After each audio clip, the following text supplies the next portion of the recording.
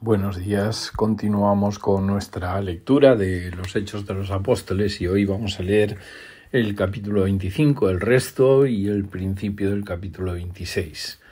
He titulado la reflexión de hoy como Mi cambio radical, antes y después. Y bueno, podría haber una segunda titulación que sería Cómo explicar nuestra conversión. Dice el texto en el versículo 13 del capítulo 25 de Hechos: unos días más tarde, el rey Agripa llegó con su hermana Berenice a presentar sus respetos a Festo. Durante su visita de varios días, Festo conversó con el rey acerca del caso de Pablo. Aquí hay un prisionero, le dijo, cuyo caso me dejó Félix. Cuando yo estaba en Jerusalén, los sacerdotes principales y los ancianos judíos presentaron cargos en su contra y me pidieron que lo condenara. Les hice ver que la ley romana no declara culpable a nadie sin antes tener un juicio. El acusado debe tener una oportunidad para que confronte a sus acusadores y se defienda. Cuando los acusadores de Pablo llegaron aquí para el juicio, yo no me demoré. Convoqué al tribunal el día siguiente y di órdenes para que trajeran a Pablo, pero las acusaciones que hicieron en su contra no correspondían a ninguno de los delitos que yo esperaba. En cambio, tenían algo que ver con su religión y con un hombre muerto llamado Jesús, quien, según Pablo, está vivo. No sabía cómo investigar estas cuestiones, así que le pregunté si él estaba dispuesto a ser juzgado por estos cargos en Jerusalén, pero Pablo apeló al emperador para que resuelva su caso. Así que di órdenes de que lo mantuvieran bajo custodia hasta que yo pudiera hacer los arreglos necesarios para enviarlo al César. Me gustaría oír personalmente a ese hombre, dijo Agripa. Y Festo respondió: mañana lo oirás. Así que al día siguiente, Agripa y Berenice llegaron al auditorio con gran pompa, acompañados por oficiales militares y hombres prominentes de la ciudad. Festo dio órdenes de que trajeran a Pablo. Después Festo dijo: Rey Agripa y los demás presentes, este es el hombre a quien todos los judíos, tanto aquí como en Jerusalén, quieren ver muerto. Pero en mi opinión, él no ha hecho nada que merezca la muerte. Sin embargo, como apeló al emperador, decidí enviarlo a Roma. ¿Pero qué debo escribirle al emperador? Pues no hay ningún cargo concreto en su contra. Así que lo he traído ante todos vosotros, especialmente ante ti, rey Agripa, para tener algo que escribir después de que lo interroguemos. Pues no tiene sentido enviar a un prisionero al emperador sin especificar los cargos que hay en su contra. Capítulo 26. Entonces Agripa le dijo a Pablo: tienes permiso para hablar en tu defensa. Así que Pablo, haciendo una señal con la mano, comenzó su defensa. Me considero afortunado, rey Agripa, de que sea usted quien oye hoy mi defensa en contra de todas estas acusaciones que han hecho los líderes judíos, porque sé que usted es un experto en costumbres y controversias judías. Ahora, por favor, escúcheme con paciencia. Como bien saben los líderes judíos, desde mi temprana infancia recibí una completa capacitación judía entre mi propia gente y también en Jerusalén. Ellos saben, si quisieran admitirlo, que he sido miembro de los fariseos, la secta más estricta de nuestra religión. Ahora se me juzga por la esperanza en el cumplimiento de la promesa que Dios les hizo a nuestros antepasados. De hecho, esta es la razón por la cual las 12 tribus de Israel adoran a Dios con celo día y noche y participan de la misma esperanza que yo tengo. Aún así, Su Majestad, ellos me acusan por tener esta esperanza. ¿Por qué les parece increíble a todos ustedes que Dios pueda resucitar a los muertos? Yo solía creer que mi obligación era hacer todo lo posible para oponerme al nombre de Jesús de Nazaret. Por cierto, eso fue justo lo que hice en Jerusalén. Con la autorización de los sacerdotes principales, hice que muchos creyentes de allí fueran enviados a la cárcel. Di mi voto en contra de ellos cuando los condenaban a muerte. Muchas veces hice que los castigaran en las sinagogas para que maldijeran a Jesús. Estaba tan violentamente en contra de ellos que los perseguía hasta en ciudades extranjeras. Cierto día yo me dirigí a Damasco para cumplir esa misión, respaldado por la autoridad y el encargo de los sacerdotes principales.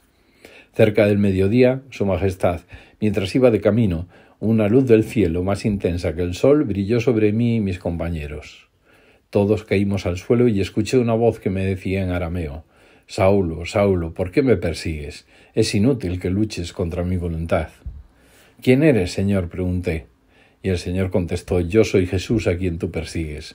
Ahora, levántate, pues me aparecí ante ti para designarte como mi siervo y testigo. Dile a la gente que me has visto y lo que te mostraré en el futuro. Y yo te rescataré de tu propia gente y de los gentiles.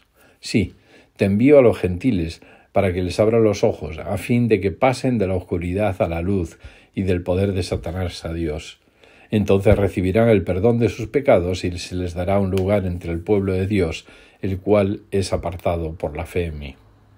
Por lo tanto, rey Agripa, obedecí esa visión del cielo. Primero les prediqué a los de Damasco, luego en Jerusalén y por toda Judea, y también a los gentiles, que todos tienen que arrepentirse de sus pecados y volver a Dios, y demostrar que han cambiado por medio de las cosas buenas que hacen. Unos judíos me arrestaron en el templo por predicar esto y trataron de matarme, pero Dios me ha protegido hasta este mismo momento para que yo pueda dar testimonio a todos, desde el menos importante hasta el más importante. Yo no enseño nada fuera de lo que los profetas y Moisés dijeron que sucedería, que el Mesías sufriría y que sería el primero en resucitar de los muertos, y de esta forma anunciaría la luz de Dios tanto a los judíos como a los gentiles por igual. De repente Festo gritó: «Pablo, estás loco. Tanto estudio te ha llevado a la locura». Pero Pablo respondió: «No estoy loco, excelentísimo Festo. Lo que digo es la pura verdad, y el rey Agripa sabe de estas cosas. Yo hablo con atrevimiento porque estoy seguro de que todos estos acontecimientos le son familiares, pues no se hicieron en un rincón.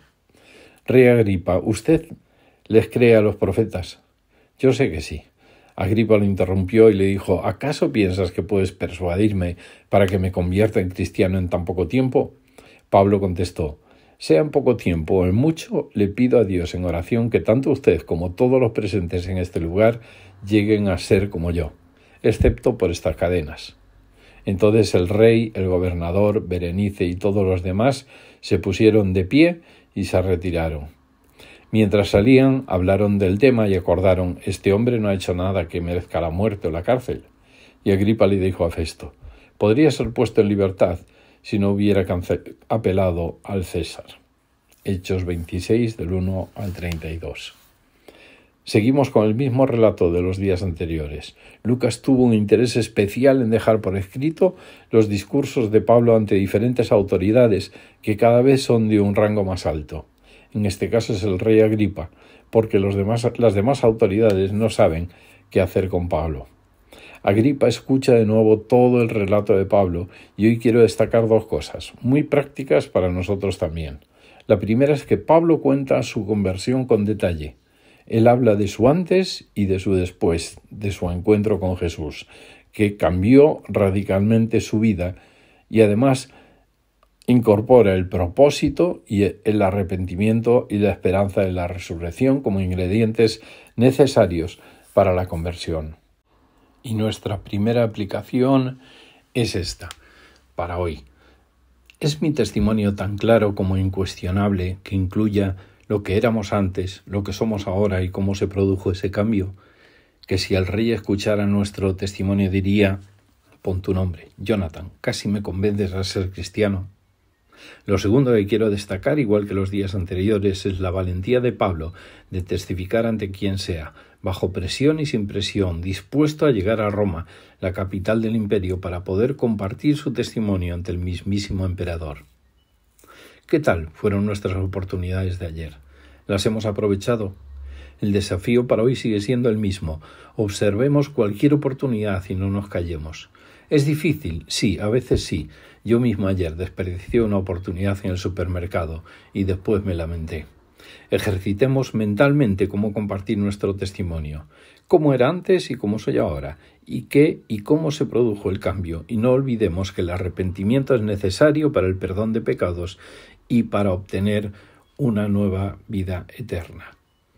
Buen y bendecido día.